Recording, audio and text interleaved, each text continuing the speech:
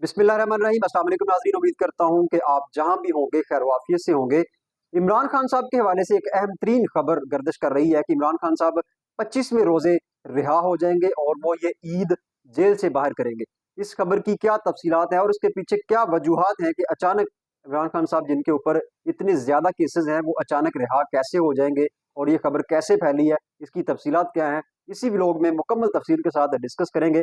और इसके साथ साथ अली अमीन गंडापुर साहब समेत 23 अफराद जिनका ताल्लुक पीटीआई से है, उनके खिलाफ घेरा तंग हो चुका है और फौज ने अब उनके खिलाफ कार्रवाई करने का फैसला कर लिया है।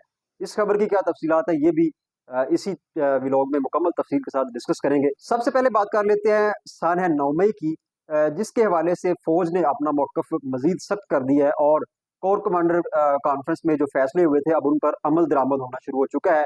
सबसे उसकी पहली खबर यह है कि अली अमीन गंडापुर साहब समेत पीटीआई के 23 अहम तरीन रहनुमाओं के नाकाबिल जमानत वारंट गिरफ्तारी जो है वो जारी हो चुके हैं और जल्द इनको गिरफ्तार कर लिया जाएगा और फिर इनकी जमानतें भी नहीं होंगी। फौज ने अब सानह 9 मई के जितने भी किरदार थे उनके खिलाफ घेरा तंग करना शुरू कर दिया। इससे पहले खबरें आई थी कि कोर कमांडर कॉन्फ्रेंस में यह फैसला हुआ है कि 9 मई के अंदर जो भी लोग मुलव्वस हैं उनको किसी भी सूरत माफ नहीं किया जाएगा।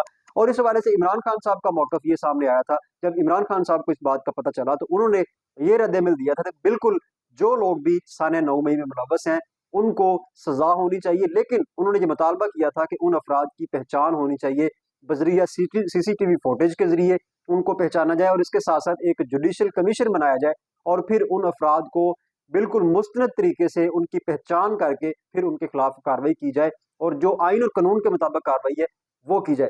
तो बहरहाल अभी उस हवाले से जो 23 अफराद हैं उनकी लिस्टें बन चुकी हैं, उनके वारंट गिरफ्तारी भी जारी हो चुके हैं। इनमें पाकिस्तान तहरीक इंसाफ के अहम तरीन रहनुमा शामिल हैं, जिसमें असद कैसर साहब हैं, शिबली फराज साहब हैं, इसी तरीके से हमाद अजहर साहब हैं और अली मोहम्मद खान साहब हैं। जितने भी अहम तरीन रहनुमा हैं इन 23 अफराद की लिस्ट में वो शामिल हैं। और उसके साथ साथ सबसे बढ़कर अली अमीन गंडापुर साहब जिनको वजीर आला केपीके बनाया गया है, उनके खिलाफ भी घेरा तंग हो चुका है। लेकिन आज वो कोशिश करेंगे, अली अमीन गंडापुर साहब आज वो हाई कोर्ट जाने का उनका प्लान है। अगर वो हाई कोर्ट जाते हैं तो वहां वो राहदारी की जमानत लेने की कोशिश करेंगे। अगर तो उनको वो जमानत मिल जाती है तो फिर वो मुमकिन है कि वो जो है वो गिरफ्तारी से बच जाए। लेकिन अगर वो गिरफ्तार हो गए तो फिर उनको जेल जाना पड़ेगा और ये पहले वजीर आला होंगे जो कि जेल से बैठकर अपना सूबा जो है वो चलाएंगे, जो कदरे उनके लिए मुश्किल होगा। तो बहरहाल अभी इस फैसले से उनकी जो वजारत है वो भी खतरे में पड़ गई है कि क्या वो वजीर आला रहेंगे या नहीं रहेंगे। लेकिन चूंकि पीटीआई की जानब से ये मौकफ सामने आया, इमरान खान साहब ने ये फैसला किया हुआ है कि वो अली अमीन गंडापुर साहब के अलावा वजीर आला किसी को नहीं बनाएंगे। तो अगर वो अपने इस मौकफ पे कायम रहते हैं तो डेफिनेटली फिर अली अमीन गंडापुर साहब को अपनी तमाम तर जो वजारत है उसको जेल के अंदर बैठ कर ही लीड करना होगा।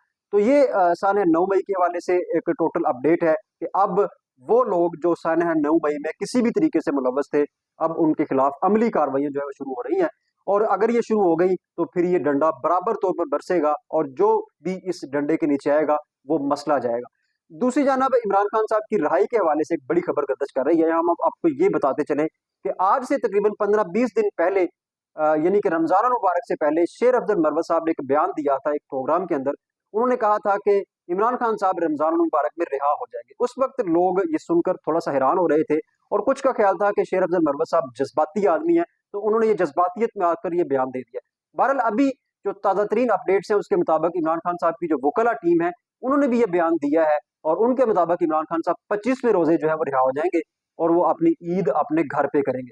तो ये एक ऐसा बयान है जिसने हर तरफ तहलका मचा के रख दिया और हर तजिया कार, हर शख्स इसके बारे में जानने की कोशिश कर रहा है और मुख्तलिफ तजिए, तबसरे और आरा सामने आ रही हैं कि इमरान खान साहब जिनके ऊपर इतने बड़े बड़े केसेस हैं वो अचानक इतने मुख्तसर से वक्त के अंदर उनसे ये केसेस कैसे खत्म हो जाएंगे और वो कैसे रिहा हो जाएंगे, इस पे मुख्तलिफ तजिए आ रहे हैं।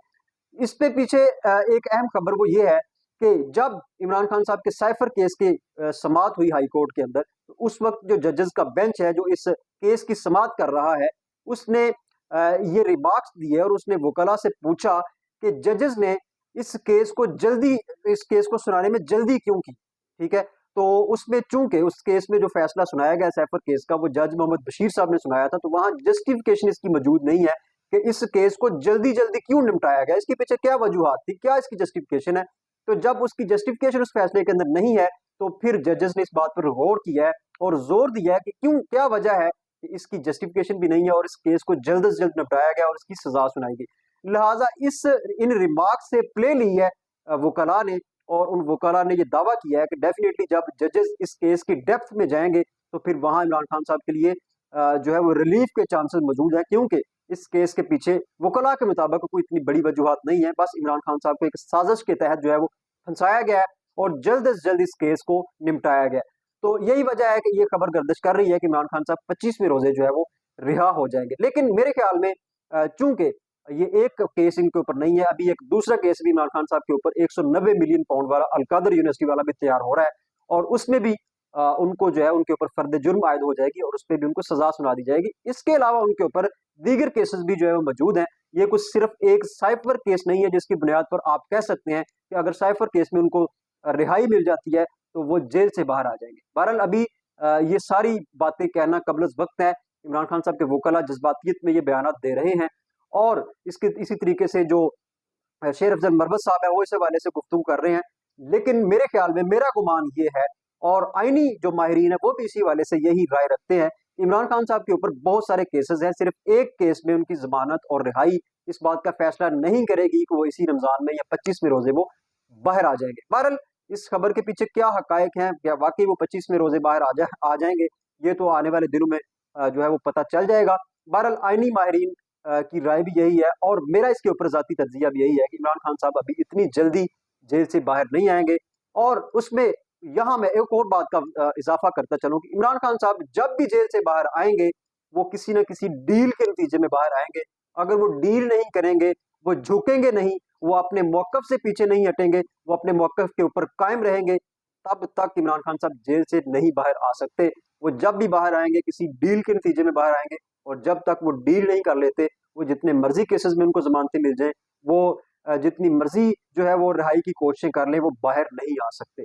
तो बिल्कुल इसी तरीके से वो बाहर आएंगे जिस तरीके से मियां मोहम्मद नवाज शरीफ साहब बाहर आए और फिर उनको एक साफ किस्म का ग्राउंड भी मिला, उन्होंने इलेक्शन भी लड़ा और उसके नतीजे में उन्होंने जो है वो मैंडेट थोड़ा लिया या बहुत लिया। बहरहाल अभी वो तख्ते से तख्त के ऊपर मौजूद हैं और अभी वो अपना जो है वो स्टेटस एंजॉय कर रहे हैं।